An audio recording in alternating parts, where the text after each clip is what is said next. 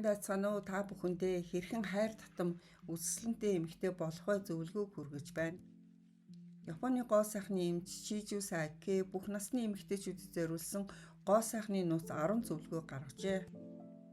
Үүнд нэгдүгээрт нь үсгэлэнтэй байхыг чин сэтгэлээсээ хичээ гэжээ.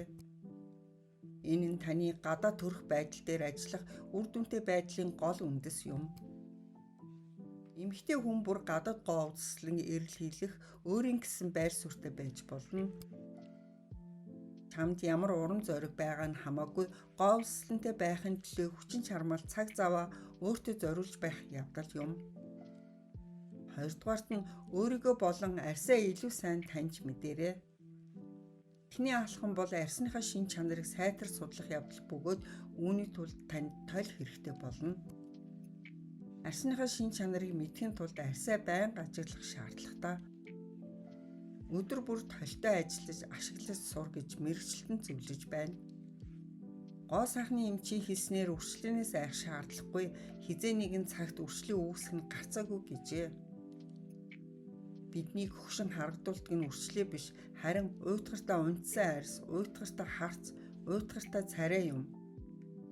Харин биднийг залуу болгодог зүйл бол үрчлээсгүй байх биш харин инээмсэглэл, эрч хүчтэй төрөх тохирсон арьс арчилгаа юм гэжээ.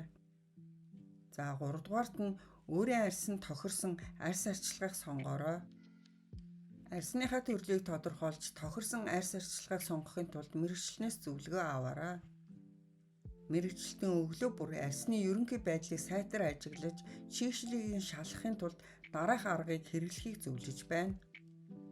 Үүнд нэгдүгээрт нь хэдэн секундын турш алгаа хацар дээрээ нааж, эрхий хуруугаа чихний дэлбэний ард байрлуулад дараа нь өргөж аваарай. Хоёрдугаарт нь хэрвээ арьс хангалттай чийгшилтэй бол таны гар нүүрэндээ бага зэрэг наалддаг. За 3 дугаарт нь хэрвээ гар арьсанд наалдахгүй бол арьсыг чийгшүүлэх шаардлагатай гэж үзнэ.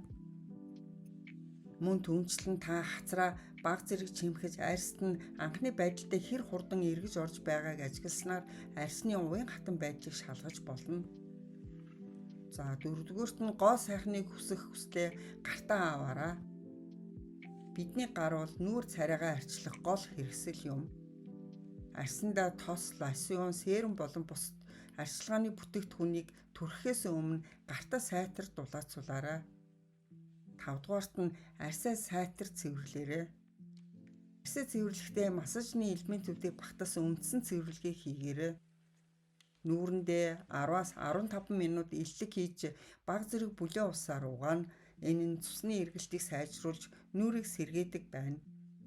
Нүрээ угаасны дараа бүлээн усанд дэвтээсэн алчуураа хүрэх хүртэл бариад хүүтэн усанд дэвтээсэн алчуураар сольж тавиарай.